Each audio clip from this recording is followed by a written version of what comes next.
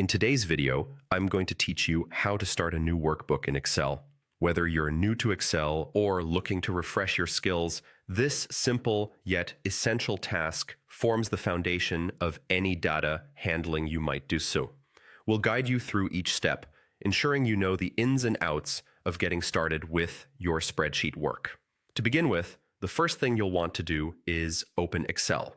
Depending on your computer setup, you may find the Excel icon on your desktop or pinned to your taskbar if you're using Windows. If you're on a Mac, you might find it in your Doc or Applications folder. Alternatively, you can use the search function. In Windows, click on the Start button and type Excel, and you'll see the icon pop up. On a Mac, you can use Spotlight by pressing Command and the spacebar, then typing Excel. Once you've successfully opened Excel, you'll be greeted with a Start screen.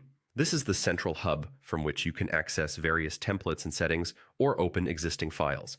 But for today, we are focusing on starting fresh. So look for the option labeled Blank Workbook. You should find it prominently displayed on the main screen. Clicking on this will create a new workbook ready for you to populate with your data activities. Now, for those of you who prefer using keyboard shortcuts, which can significantly speed up your workflow, here's a handy tip.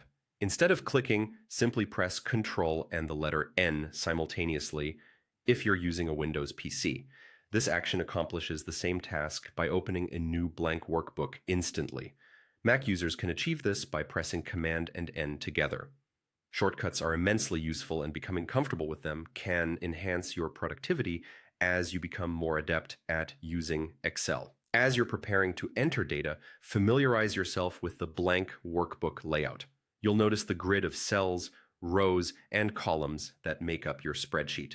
This is where you'll input your data and perform various calculations or create charts and graphs. Getting comfortable with this environment is a crucial step in effectively using Excel for personal or professional tasks. There you have it. From launching the application to starting a new workbook, you're set to go. Should you ever find yourself needing to start fresh with another workbook, these steps will help you get there quickly and efficiently.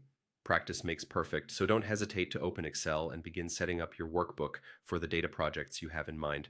Stay tuned for more tutorials where we dive deeper into Excel's features, helping you master this powerful tool. Thank you for watching, and don't forget to like and subscribe for more helpful content.